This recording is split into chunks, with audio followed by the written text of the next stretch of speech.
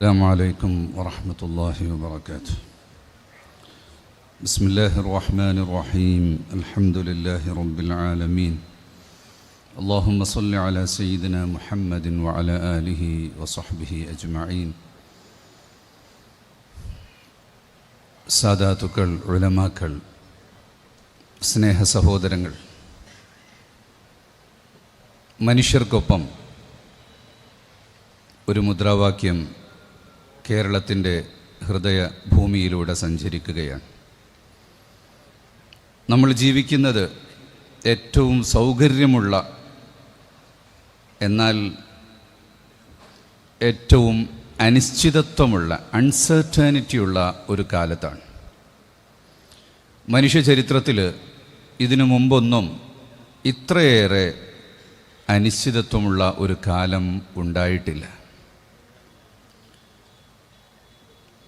സൗകര്യങ്ങളുടെ വിഷയത്തിൽ നമ്മുടെ മുൻഗാമികൾ, അവർക്ക് വേണ്ടത്ര ഭക്ഷണമില്ല, വസ്ത്രമില്ല, താമസ സൗകര്യങ്ങളില്ല, വാഹനങ്ങളില്ല, മറ്റു ഗതാഗത സൗകര്യങ്ങളൊന്നും ഇല്ല. ഇന്ന് എല്ലാം സൗകര്യങ്ങൾ കൂടുതലാണ്. സൗകര്യങ്ങൾ വർദ്ധിച്ചതിൻ്റെ പേരിലുള്ള വീർപ്പുമുട്ടലുകളാണ് നാം അനുഭവിക്കുന്നത്. ഭക്ഷണത്തിൻ്റെ ആധിക്യം കൊണ്ടുള്ള അസുഖങ്ങൾ, വാഹനങ്ങളുടെ എണ്ണ വർധനവ് കൊണ്ടുള്ള യാത്രാ അസൗകര്യങ്ങൾ, വസ്ത്രങ്ങളുടെ അമിത ഉപയോഗം കൊണ്ടുവരുന്ന വേസ്റ്റിൻ്റെ ഭാരം, ഇതെല്ലാം ഉള്ളപ്പോൾ എന്താണ് ഇന്ന് ലോകത്ത് മനുഷ്യൻ അനുഭവിക്കുന്ന ഏറ്റവും വലിയ പ്രശ്നം? അത് അൺസർട്ടനിറ്റിയാണ്, അനിശ്ചിതത്വം. ഇന്ന് അടുത്ത മണിക്കൂറിൽ എന്ത് സംഭവിക്കും എന്നറിയില്ല. അടുത്ത ദിവസം എന്താണ് വരാൻ പോകുന്നത് എന്നറിയില്ല. രാഷ്ട്രീയ രംഗത്ത് ലോകത്ത് നടന്നുകൊണ്ടിരിക്കുന്ന സംഭവ വികാസങ്ങൾ, പണ്ട് യുദ്ധങ്ങൾക്ക് മുന്നറിയിപ്പുണ്ടാകും, പോർവിളിയുണ്ടാകും, ഒരുക്കങ്ങളും പടയൊരുക്കങ്ങളും കഴിഞ്ഞ് സൈന്യം ഒരു ഭാഗത്തെത്തുമ്പോഴേക്ക് മറുപക്ഷവും തയ്യാറായിട്ടുണ്ടാകും. ഇന്ന് എവിടെയും എപ്പോഴും യുദ്ധം പൊട്ടിപ്പുറപ്പെടാം എന്നുള്ള ഒരു സ്ഥിതിവിശേഷമാണുള്ളത്. ഗാസ 5 പതിറ്റാണ്ടായി തുടരുന്ന വംശഹത്യ, അത് വെറുമൊരു യുദ്ധമല്ല, മനുഷ്യ മനസാക്ഷിയുടെ തോൽവിയാണ് ഗാസയിൽ സംഭവിച്ചത്, ഇപ്പോഴും തുടർന്നുകൊണ്ടിരിക്കുന്നത്. ഏറ്റവും ഒടുവിൽ നമുക്ക് കിട്ടിയൊരു വാർത്ത, വെനിസ്വേല എന്ന് പറയുന്ന ലാറ്റിൻ അമേരിക്കൻ രാഷ്ട്രം, എണ്ണയ്ക്ക് വേണ്ടിയുള്ള യുദ്ധങ്ങൾ. കഴിഞ്ഞ മാസമാണ് വെനിസ്വേലയിൽ അമേരിക്കയുടെ ഡ്രോൺ സ്ട്രൈക്ക് നടക്കുന്നത്. ഇന്ന് വെനിസ്വേലയുടെ പ്രസിഡന്റിനെയും ഭാര്യയെയും ബന്ദിയാക്കി എന്ന വാർത്തയാണ് നമുക്ക് ഏറ്റവും ഒടുവിൽ കിട്ടിയിട്ടുള്ളത്. വെനിസ്വേലയുടെ പ്രസിഡന്റ് നിക്കോളാസ് മെഡ്യൂറോയെയും ഭാര്യയെയും പിടികൂടി അമേരിക്ക ബന്ദിയാക്കിയത് എന്തിനാണ്? അളവറ്റ എണ്ണ സമ്പത്തുള്ള ഒരു രാഷ്ട്രമാണ് വെനിസ്വേല. കഴുകക്കണ്ണുമായി അമേരിക്ക വട്ടമിട്ട് പറക്കാൻ തുടങ്ങിയിട്ട് വർഷങ്ങളേറെയായി. അതിൻ്റെ മുൻകാല പ്രസിഡന്റുമാർ വളരെ ശക്തമായി അതിനെ ചെറുത്തു തോൽപ്പിച്ചിട്ടുണ്ട്. കോടിക്കണക്കിന് ഡോളർ വാരിയെറിഞ്ഞ് ഒറ്റുകാരെ വിലക്കെടുക്കാനും തെരഞ്ഞെടുപ്പ് അട്ടിമറിക്കാനും കിണഞ്ഞു പരിശ്രമിച്ച അമേരിക്ക പലവട്ടം എളിഭ്യരായതാണ്. എന്നാൽ ഇപ്പോൾ മറ്റു പല കാരണങ്ങളും പറഞ്ഞ് ഒരു രാഷ്ട്രത്തിനകത്തേക്ക് മറ്റൊരു രാഷ്ട്രം കടന്നു കയറുന്നതിനുള്ള കാരണങ്ങൾ എടുത്തു പറയുന്നത് ഒരിക്കലും യഥാർത്ഥത്തിൽ നീതിബോധമുള്ള മനുഷ്യർക്ക് ഉൾക്കൊള്ളാൻ പറ്റുന്നതല്ല. നൈജീരിയയിൽ ബോംബാക്രമണങ്ങൾ നടത്തിയിട്ടുണ്ട്. ഇറാനിൽ പ്രതിഷേധക്കാർക്കെതിരെ പ്രതിരോധം തീർത്താൽ ഞങ്ങൾ ഇടപെടും എന്ന് വിളിച്ചു പറഞ്ഞിട്ടുണ്ട്. നമ്മുടെ അയൽ രാജ്യങ്ങളായ പാകിസ്ഥാനും അഫ്ഗാനിസ്ഥാനും നേപ്പാളും ഭൂട്ടാനും ബർമ്മയും ബംഗ്ലാദേശും ഓരോ രാഷ്ട്രങ്ങളിലും നടക്കുന്ന സംഭവ വികാസങ്ങൾ നമുക്കറിയാം. അവയ്ക്കെല്ലാം പിന്നിൽ പല ശക്തികൾ, ചില ആഗോള ശക്തികൾ, അവരുടെ താല്പര്യങ്ങൾ, കച്ചവടക്കണ്ണുകൾ അതാണ് അതിന് പിന്നിലുള്ളത്. കേവലം ഭൂസ്വത്ത് കൈയടക്കുക എന്നതല്ല, അധികാരം സ്ഥാപിച്ച് അതിലൂടെ നേട്ടമുണ്ടാക്കുക എന്നതിനപ്പുറം യുദ്ധം ഒരു കച്ചവടത്തിൻ്റെ വലിയ തന്ത്രമായി, ആയുധങ്ങൾ വിൽപ്പന നടത്തുക എന്നുള്ളത് ഏറ്റവും വലിയ ഒരു കച്ചവടക്കണ്ണ് ഈ യുദ്ധങ്ങൾക്കെല്ലാം പിന്നിലുണ്ട്.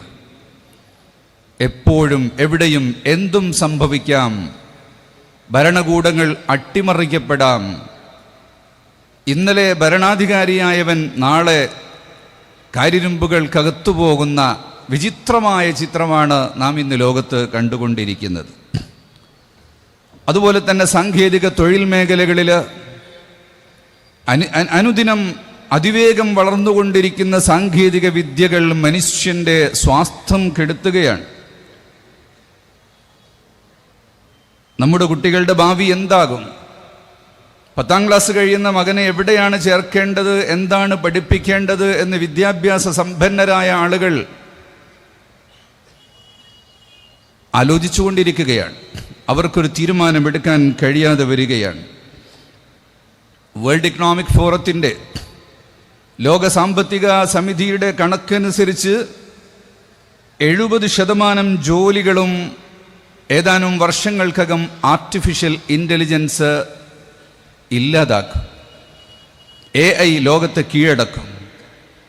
സാങ്കേതിക വിദഗ്ധർ പറയുന്നത് ഇപ്പോൾ നമ്മൾ ഉപയോഗിച്ചു കൊണ്ടിരിക്കുന്ന AI, നമ്മളെല്ലാം ഉപയോഗിക്കാൻ തുടങ്ങിയിട്ടുള്ള, എന്തെന്ന് കൃത്യമായി പഠിച്ചിട്ടില്ലാത്ത AI, അത് തികച്ചും വേസ്റ്റാണ്. ഇനി വരാൻ പോകുന്നത്, ഇപ്പോൾ അതിശീഘ്രമുള്ള ഗവേഷണം നടന്നുകൊണ്ടിരിക്കുന്നത് AGI, ആർട്ടിഫിഷ്യൽ ജനറൽ ഇൻ്റലിജൻസ്, മനുഷ്യനെപ്പോലെ തന്നെ ചിന്തിക്കുന്ന കമ്പ്യൂട്ടറുകളാണ്. എന്നാൽ അത് കഴിഞ്ഞാൽ വരാനുള്ളത് ആർട്ടിഫിഷ്യൽ സൂപ്പർ ഇൻ്റലിജൻസ് എന്ന് പറയുന്ന ഒരുപാട് മനുഷ്യർ ഒന്നിച്ച് ചിന്തിക്കുന്നത് പോലെ ചിന്തിക്കുന്ന കമ്പ്യൂട്ടറാണ്. മുഷാവറകളാണ്, പ്രവർത്തക സമിതികളാണ്, ജനറൽ ബോഡികളാണ്. നാടിനു വേണ്ടതെല്ലാം അവർ തന്നെ ചിന്തിക്കും. അങ്ങനെ വരുമ്പോൾ ഇത് 3-5 വർഷത്തിനിടയിൽ ലോകത്ത് വരുമെന്നും ലോകം കീഴടക്കുമെന്നും പറയുമ്പോൾ നാളിതുവരെയുള്ള അനുഭവങ്ങൾ വെച്ച് നമുക്ക് വിശ്വസിക്കാതിരിക്കേണ്ട കാര്യം ഇല്ല. തൊഴിലില്ലായ്മ ഇപ്പോൾ നിലവിലുള്ള ഒട്ടുമിക്ക തൊഴിലുകളും ഇല്ലാതാകും എന്നത് അനുഭവത്തിൻ്റെ അടിസ്ഥാനത്തിൽ കണ്ടു തുടങ്ങിയിട്ടുണ്ട്. അങ്ങനെ വരുമ്പോൾ ലോകത്ത് എന്താണ് സംഭവിക്കുക? അതുകൊണ്ട് എന്തു പഠിക്കണം? അതുകൊണ്ട് ഏത് വിദ്യയാണ് പഠിക്കേണ്ടത്? പഴയ കാലത്തെ പോലെ 10+2+3+2 then PhD, post doctoral fellowship, അങ്ങനെ പഠിച്ചുപോയാൽ കടലാസുകൾ കുംഭാരമാക്കാം എന്നല്ലാതെ അന്നത്തിനു വക നൽകില്ല എന്നത് മനുഷ്യർക്ക് മുന്നിൽ വലിയ ആശങ്കയാവുകയാണ്. ട്രേഡ് വാർസ്, രാജ്യാന്തര നികുതി ചുമത്തലുകൾ, താരിഫ് യുദ്ധങ്ങൾ. നീ 50% ഞാൻ 75%, നീ 75% ഞാൻ 100%, 200% എന്ന് പറഞ്ഞുകൊണ്ട് കയറ്റുമതി ഇറക്കുമതികൾക്കുള്ള തീരുവകളിൽ വരുത്തുന്ന ഭ്രാന്തൻ പരിഷ്കാരങ്ങൾ. എന്തുൽപ്പാദിപ്പിക്കണം, എവിടെ വിൽക്കാൻ കഴിയുമെന്ന് ഉൽപ്പാദകർ ആശങ്കപ്പെടുന്നു. അവശ്യവസ്തുക്കൾ വാങ്ങേണ്ട ആളുകൾ നാളെ എന്തു വില കൊടുക്കേണ്ടി വരും എന്നും പറയാൻ പറ്റാത്തൊരു സ്ഥിതിവിശേഷം. ഓക്സ്ഫാം റിപ്പോർട്ട് പ്രകാരം ലോകത്തെ 1% ആളുകളിലാണ് 99% ആളുകളെക്കാൾ കൂടുതൽ സമ്പത്തുള്ളത്. സമ്പത്തൊരു ഭാഗത്ത് കുന്നുകൂടുന്നു.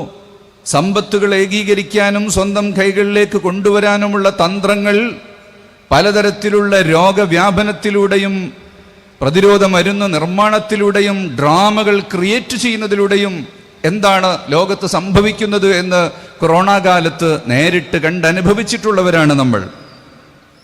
അങ്ങനെയുള്ള അൺസർട്ടനിറ്റി ഒരു ഭാഗത്തുണ്ട്. കാലാവസ്ഥാ വ്യതിയാനം, മഴ ലഭിക്കുന്നത് എപ്പോഴെന്ന് നോക്കി കൃഷി ഇറക്കാൻ പറ്റുകയില്ല. മഴക്കാലം ഏതെന്ന് നോക്കി സമ്മേളനങ്ങൾ നിശ്ചയിക്കാനും പറ്റുകയില്ല. വയലിലാണോ സമ്മേളനം നടത്തേണ്ടത്, പറമ്പിലാണോ എന്ന് നിശ്ചയിക്കാൻ പറ്റാത്ത ഒരു കാലമായി. അതിന് കാരണങ്ങൾ പലതുണ്ട്. ലഹറൽ ഫസാദു ഫിൽ ബർരി വൽ ബഹരി ബിമാ കസബത് ഐദിൻ നാസ്. മനുഷ്യർ ചെയ്യുന്ന പരിസ്ഥിതിപരമായ പാതകങ്ങൾ തന്നെയാണതിന് കാരണം എന്ന് പറയുകയും അതിനുവേണ്ടി കോൺഫറൻസുകളൊക്കെ നടത്തപ്പെടുകയും ചെയ്യുന്നുണ്ടെങ്കിലും ഒരിക്കലും അതിന് പ്രതിരോധം തീർക്കാൻ ആരും തയ്യാറാകുന്നില്ല. ഡീസലിൻ്റെയും പെട്രോളിൻ്റെയും അമിതോപയോഗമാണ് ഇതിന് കാരണം. ഒരു ഭാഗത്ത് വിളിച്ചു പറയുമ്പോൾ അമിതമായി വാഹനങ്ങളുടെ പ്രൊഡക്ഷൻ നടത്തിക്കൊണ്ടിരിക്കുന്നുണ്ട്. ഇലക്ട്രിക് വാഹനങ്ങളിലൂടെ അന്തരീക്ഷ മലിനീകരണത്തെ ചുരുക്കാൻ കഴിയുമെന്ന് പറയുമ്പോഴും ഇലക്ട്രിക് വാഹനങ്ങൾക്ക് ക്രമാതീതമായ വിലയും ടാക്സ് വർധനവും നടത്തിക്കൊണ്ട് ഒരിക്കലും അതിനെ പ്രോത്സാഹിപ്പിക്കാതെ നിരുത്സാഹപ്പെടുത്തുന്നതാണ് നാം കാണുന്നത്. നമ്മുടെ കേരളത്തിൻ്റെ പശ്ചാത്തലം എടുത്ത് പരിശോധിച്ചാൽ ഇവിടെ വർഗീയ ധ്രുവീകരണത്തിന്, സാമുദായിക അന്തരീക്ഷത്തിൽ വലിയ തോതിലുള്ള വിദ്വേഷത്തിൻ്റെയും വെറുപ്പിൻ്റെയും അന്തരീക്ഷമുണ്ടാക്കുന്നതിന് വേണ്ടിയുള്ള ശ്രമങ്ങളാണ് നടന്നുകൊണ്ടിരിക്കുന്നത്. നിരന്തരമായി അത്തരം പ്രകടനങ്ങൾ ഇവിടെ നടക്കുമ്പോൾ അതിനെതിരെ നിസ്സംഗമായി നിൽക്കുന്ന ഗവൺമെൻറ്റുകളെയും നിസ്സംഗമായി നിൽക്കുന്ന സാമൂഹ്യ പ്രവർത്തകരെയും നമുക്ക് കാണാൻ കഴിയുന്നു എന്നത് നമ്മെ വളരെയേറെ അത്ഭുതപ്പെടുത്തുന്നുണ്ട്. പവിത്രമെന്ന് കരുതിയിരുന്ന സ്നേഹബന്ധങ്ങൾ പോലും സംശയത്തിൻ്റെ നിഴലിലാകുന്ന ഒരു കാലഘട്ടത്തിലാണ് നമ്മൾ ജീവിച്ചുകൊണ്ടിരിക്കുന്നത്. വർഗീയത, വംശീയ വിദ്വേഷം പടർന്നു എന്നാൽ എന്താണ് ഉണ്ടാവുക എന്നത് അയൽ സംസ്ഥാനങ്ങളിലെയും മറ്റു രാജ്യങ്ങളിലെയും അവസ്ഥ മുന്നിൽ കാണുന്ന കേരളീയൻ അതിനൊരിക്കലും അനുവദിച്ചുകൂടാ എന്ന് പറയുന്നതിൻ്റെ അടിസ്ഥാനത്തിലാണ് മനുഷ്യർക്കൊപ്പം എന്ന ആശയവുമായി മഹത്തായ സമസ്ത കേരള ജംഇയ്യത്തുൽ ഉലമ, കേരള മുസ്ലിം ജമാഅത്തിൻ്റെ നേതൃത്വത്തിൽ ഇങ്ങനെയുള്ളൊരു യാത്ര സംഘടിപ്പിച്ചിട്ടുള്ളത്. ഇതുവരെ കഴിഞ്ഞ ദിവസങ്ങളിൽ നമ്മോടൊപ്പം ചേർന്നിട്ടുള്ള വ്യത്യസ്ത കക്ഷി രാഷ്ട്രീയ നേതാക്കളും സാമൂഹ്യ നേതാക്കളും എല്ലാം പറയുന്നു, ഇതിനപ്പുറം ഇനിയൊരു മുദ്രാവാക്യം ഉയർത്താനില്ല. എല്ലാറ്റിനെയും ഉൾക്കൊള്ളുന്ന ഏറ്റവും വലിയ ദായറയ്ക്കുള്ളിലാണ് നമ്മളിപ്പോൾ നിൽക്കുന്നത്. ഈ ഒരാശയം ഈ കേരളത്തിൻ്റെ മണ്ണിൽ തീർച്ചയായും നിലകൊള്ളണം. ഇതിനെ ഇല്ലായ്മ ചെയ്യാനുള്ള ആശയങ്ങൾ ഒരിക്കലും തന്നെ ഇവിടെ വളരാൻ അനുവദിച്ചുകൂടാ എന്നതു തന്നെയാണ്. കേരളത്തിൽ തൊഴിലില്ലായ്മ വർദ്ധിച്ചു വരികയാണ്. തൊഴിലില്ലായ്മ നിരക്ക് 12% മുകളിലാണ്. ദേശീയ ശരാശരിക്ക് മുകളിലാണ് കേരളത്തിൻ്റെ തൊഴിലില്ലായ്മ കിടക്കുന്നത്. നമ്മുടെ യുവജനങ്ങളിൽ 30-നും 40-നും ഇടക്കുള്ള ശതമാനമാണ് തൊഴിലില്ലായ്മ. തൊഴിലില്ലാത്ത സമൂഹം നാട്ടിൽ വളരുമ്പോൾ മദ്യത്തിൻ്റെയും മയക്കുമരുന്നിൻ്റെയും ഉപയോഗം വർദ്ധിക്കുകയും അതുമൂലമുണ്ടാകുന്ന എല്ലാവിധ അരാജകത്വവും അക്രമവും വർദ്ധിക്കുകയും ചെയ്യും. നടുറോട്ടിലിട്ട് ജാതിയുടെയോ മതത്തിൻ്റെയോ ഭാഷയുടെയോ ഭക്ഷണത്തിൻ്റെയോ സംസ്കാരത്തിൻ്റെയോ പേര് പറഞ്ഞ് മനുഷ്യരെ തല്ലിക്കൊല്ലുന്ന ആൾക്കൂട്ട കൊലപാതകങ്ങൾ എന്നത് കേരളക്കാരന് ഫോർവേഡ് ചെയ്യുന്ന ന്യൂസ് ക്ലിപ്പുകളായിരുന്നുവെങ്കിൽ തങ്ങളുടെ കൺമുന്നിൽ നേരിട്ട് കാണേണ്ട ഗതികേട് സമാഗതമായിരിക്കുന്നു എന്ന് പറയുന്ന ഒരവസ്ഥയെ നാം വളരെ ഗൗരവപൂർവ്വം കാണേണ്ടതുണ്ട്. ചെറുപ്പക്കാർക്ക് ഡിഗ്രിയുണ്ട്. സാക്ഷര കേരളം, സുന്ദര കേരളം. അക്ഷരം മാത്രമല്ല, 10ാം ക്ലാസ്സും 12ാം ക്ലാസ്സും എന്നത് സാർവത്രികമാവുക എന്നതിൽ നിന്നും മാറി ഡിഗ്രി ഇല്ലാത്തവരാരുമില്ല എന്നൊരവസ്ഥയിലേക്ക് നമ്മുടെ നാട് മാറിക്കൊണ്ടിരിക്കുകയാണ്. കടലാസുകളേറെയുണ്ട്, അന്നത്തിനു വകയില്ല എന്നൊരവസ്ഥ.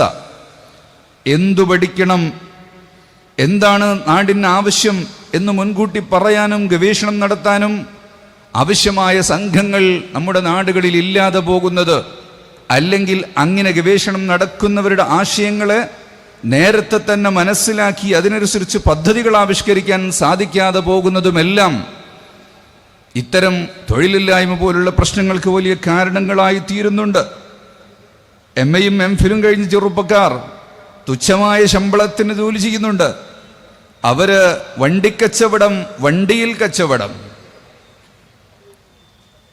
കൃഷി പോലുള്ള ഉത്തമമായ തൊഴിലുകൾ ഏത് വിദ്യാസമ്പന്നനും എടുക്കാൻ സാധിക്കുന്നതാണെങ്കിലും വൈറ്റ് കോളർ മനോഭാവം മണ്ണിലേക്കിറങ്ങാൻ നമ്മെ അനുവദിക്കുന്നില്ല.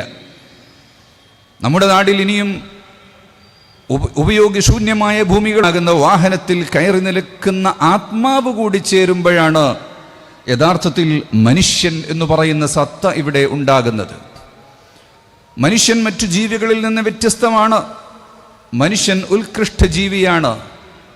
മനുഷ്യൻ മറ്റുള്ളവരെ പോലെ പ്രകൃതിദത്തമായി ജനിച്ചു വളരുന്ന അതേ രീതിയിൽ തന്നെ ഭൂമിയിൽ ലഭിക്കുന്ന വസ്തുക്കൾ മാത്രം ഭക്ഷിച്ച് അങ്ങനെ മരിച്ചു പോകുന്ന ഒരു ജീവിയല്ല മനുഷ്യൻ.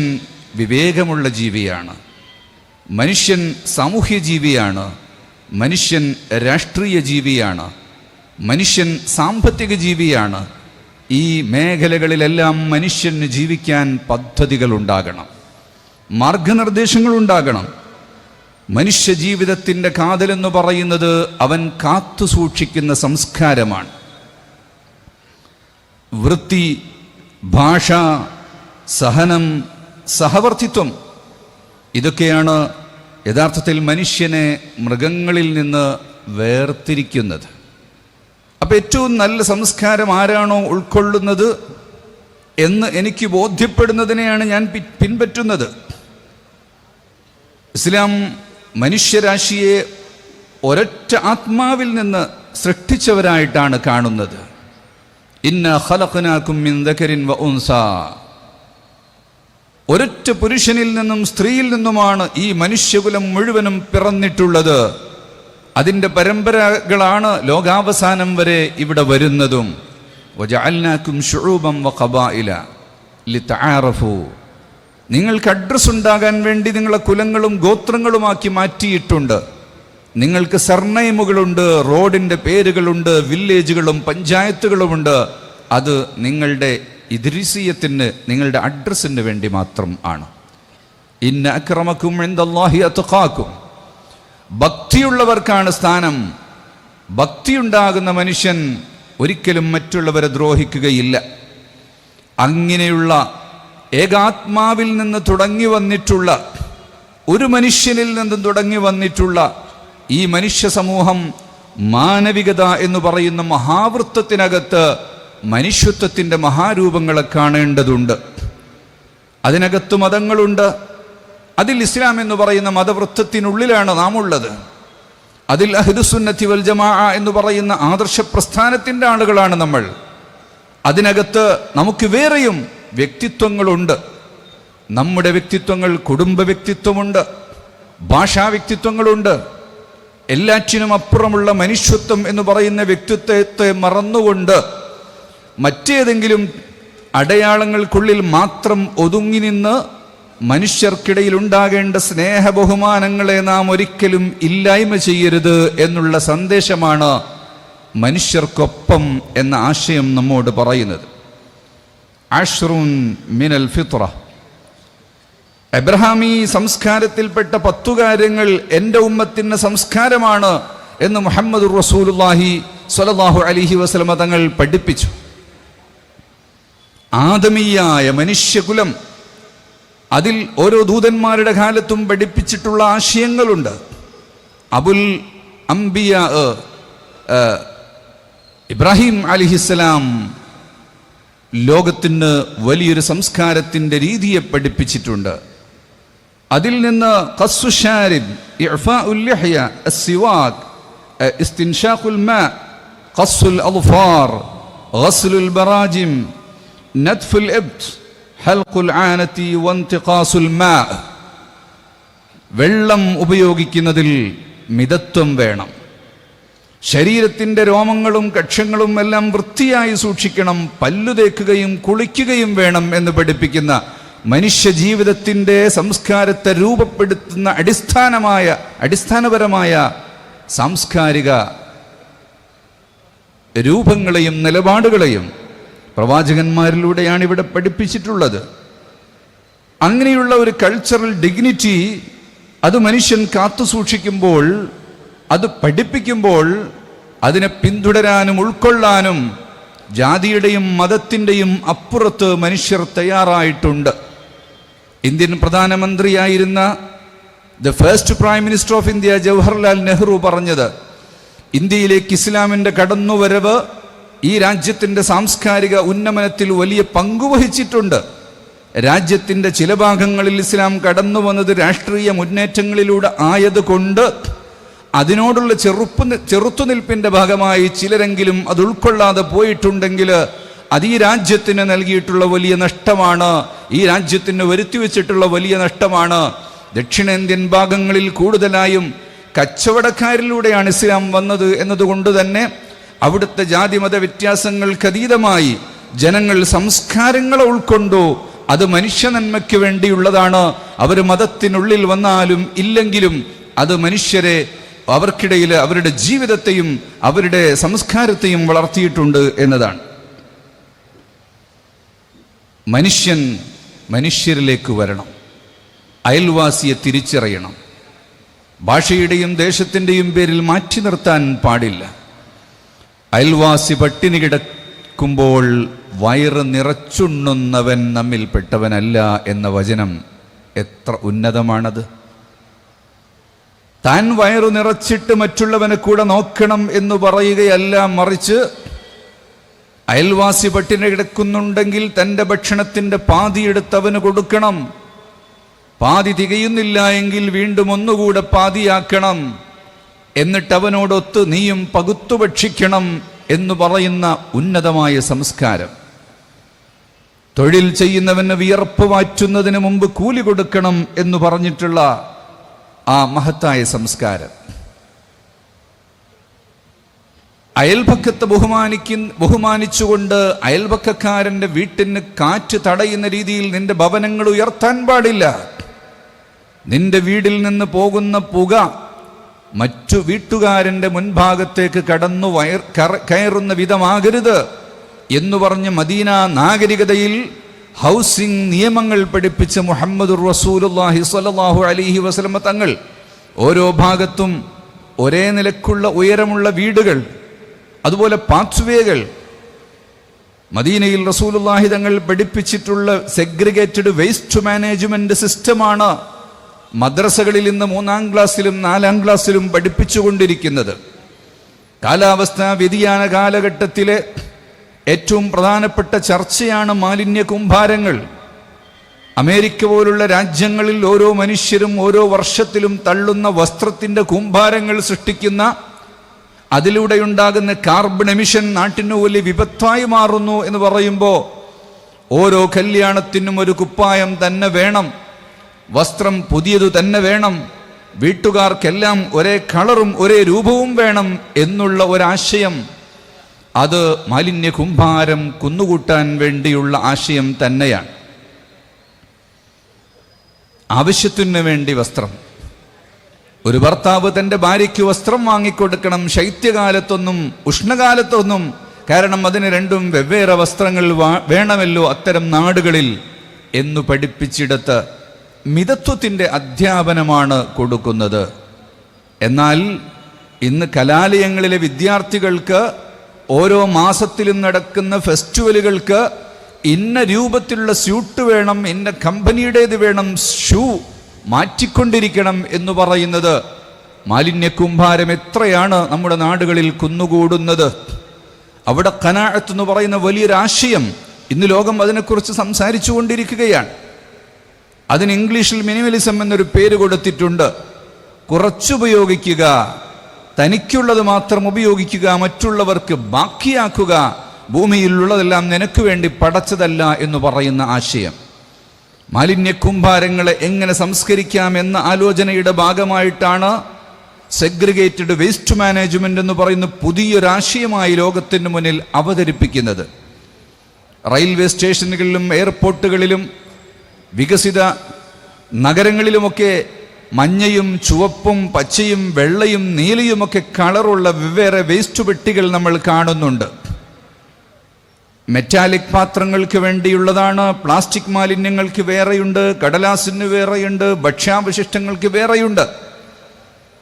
എന്താണ് മദ്രസകളിൽ പഠിപ്പിക്കുന്നത് എന്ന് അന്വേഷിക്കൂ. 3-ാം ക്ലാസ്സിലുള്ള വിദ്യാർത്ഥികളോട് പഠിപ്പിക്കുന്നുണ്ട്, നിങ്ങൾ കൈ കഴുകുന്ന മുഖം കഴുകുന്ന വെള്ളം മൂത്രത്തോടുകൂടെ ചേർക്കരുത്. മലമൂത്ര വിസർജനത്തോടൊപ്പം കൂടുതൽ മാലിന്യമാകാത്ത വെള്ളങ്ങൾ ചേർക്കരുത്, അതിന് വേറെ തന്നെ പൈപ്പുണ്ടാകണം, വേറെ ടാങ്കുകളിലേക്ക് പോകണം. ഈ മാലിന്യങ്ങളിലൊന്നും തന്നെ ഭക്ഷ്യാവശിഷ്ടങ്ങൾ ഇടാൻ പാടില്ല. നശിച്ചു പോകാത്ത ചില വസ്തുക്കളുണ്ട്, ചിലത് മണ്ണിൽ തന്നെ കുഴിച്ചു മൂടേണ്ടതുണ്ട്, മറ്റു ചിലത് അല്ലാത്ത രൂപത്തിൽ ക്ഷാരമാക്കേണ്ടതും നശിപ്പിക്കേണ്ടതുമുണ്ട്.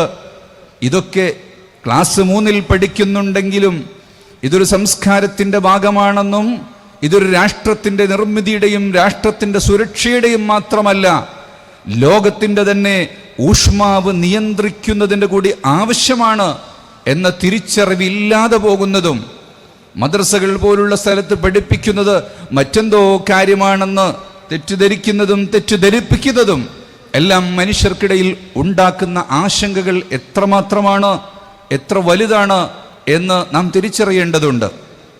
നമുക്കറിയാം, ഇന്ന് കേരളത്തിൽ നിന്ന് നോർത്ത് ഇന്ത്യൻ സംസ്ഥാനങ്ങളിലേക്ക് മഹത്തായ സമസ്തയുടെ തൃശ്ശൂർ സമ്മേളനത്തിൻ്റെ ആഹ്വാനമനുസരിച്ച് പുറപ്പെട്ടിട്ടുള്ള NGOകൾ, 40-ലധികം NGOകൾ 25ഓളം സ്റ്റേറ്റുകളിൽ പ്രവർത്തിക്കുന്നുണ്ട്.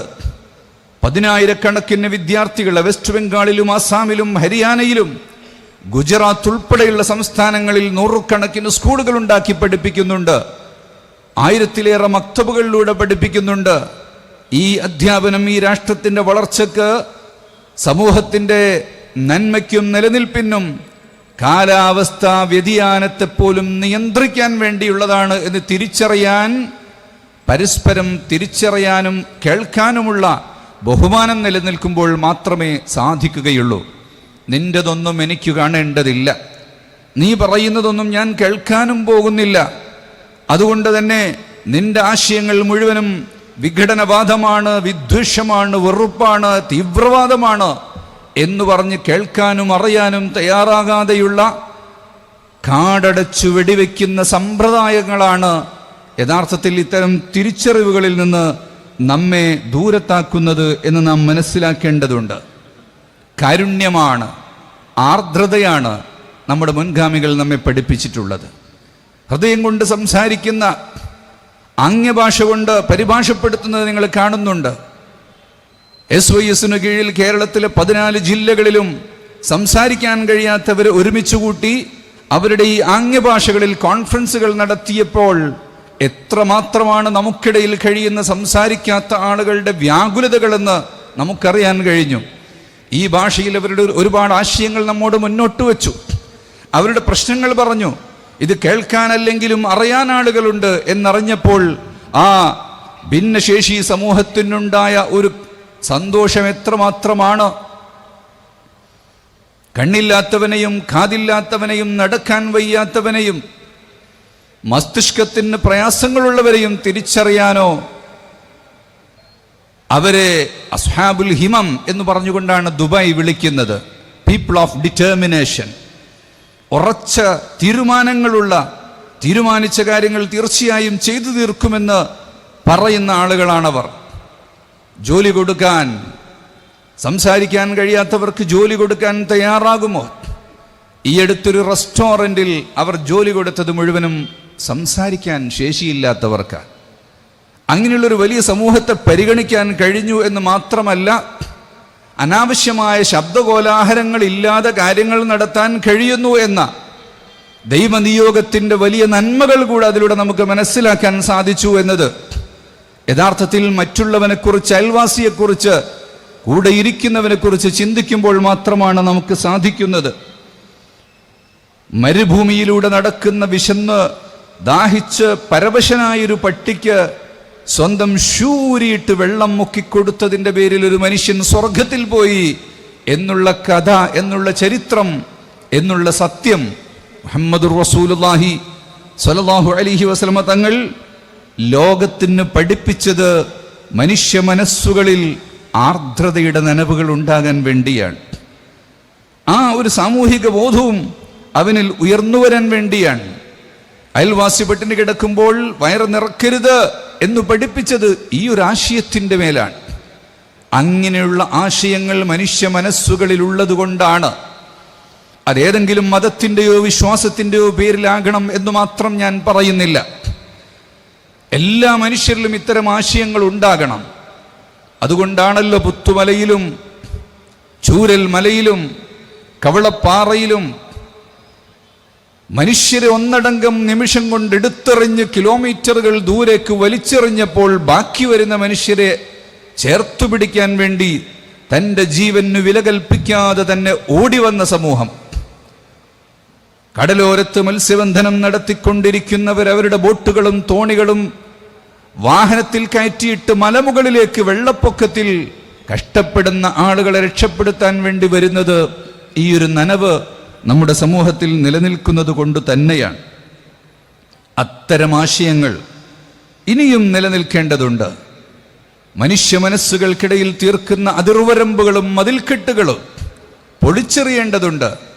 മനുഷ്യർക്ക് പരസ്പരം കാണാൻ അവസരങ്ങൾ ഒരുക്കേണ്ടതുണ്ട്. തിരിച്ചറിവിൻ്റെയും കൂട്ടുചേരലിൻ്റെയും കൂടിയിരുന്ന് സംസാരിക്കുന്നതിൻ്റെയും ഭക്ഷണങ്ങൾ പങ്കുവെക്കുന്നതിൻ്റെയും മഹത്തായ പൂർവകാല മാതൃകകൾ ഇനിയും നിലനിൽക്കേണ്ടതുണ്ട്. ഓണമാഘോഷിക്കുന്ന ഹൈന്ദവ സഹോദരന്മാർ അവരുടെ വീട്ടിലുണ്ടാക്കിയിട്ടുള്ള ശുദ്ധഭക്ഷണം അയൽവാസിയായ മുസ്ലിമിന് കൊടുക്കുമ്പോൾ, ക്രിസ്ത്യാനിക്ക് കൊടുക്കുമ്പോൾ, ക്രിസ്മസ് ആഘോഷിക്കുന്ന ക്രിസ്ത്യാനികൾ അതേ രീതിയിൽ അവരുണ്ടാക്കിയ ശുദ്ധമായ കേക്ക് മറ്റു മതക്കാരായ തൻ്റെ അയൽവാസികൾക്ക് പങ്കുവെക്കുമ്പോൾ, പെരുന്നാളിൻ്റെ ദിവസത്തിൽ മുസ്ലിംകൾ അവരുടെ സദ്യയിലേക്ക് മറ്റുള്ളവനെ ക്ഷണിച്ചു വരുത്തുമ്പോൾ അതിലെല്ലാം സ്നേഹത്തിൻ്റെയും സൗഹാർദ്ദത്തിൻ്റെയും കൈമാറ്റങ്ങളുണ്ട്. അതെല്ലാം മതത്തിൻ്റെ അതിർവരമ്പുകൾക്കുള്ളിൽ നിന്നുകൊണ്ട് തന്നെ നിങ്ങൾക്ക് ചെയ്യാൻ കഴിയും. നിങ്ങൾക്ക് നിങ്ങളുടെ വിശ്വാസം മനസ്സിലുണ്ടാകണം. നിങ്ങളുടെ ആദർശം ഒരിക്കലും പണയം വെക്കേണ്ടതില്ല. ആചാരത്തിൽ ഒരു തരക്കുള്ള മാറ്റങ്ങൾ വരുത്തേണ്ടതും ഇല്ല. അങ്ങനെ എല്ലാം വലിച്ചെറിഞ്ഞുകൊണ്ട് എല്ലാവരും ഒന്നിച്ചു നിൽക്കലാണ് സൗഹാർദ്ദം എന്ന് പറയുന്ന വാദവും ശരിയല്ല. മറിച്ച് വൈജാത്യമാണ്, വ്യതിരക്തതയാണ്, വ്യത്യാസ സ്വഭാവങ്ങളാണ്.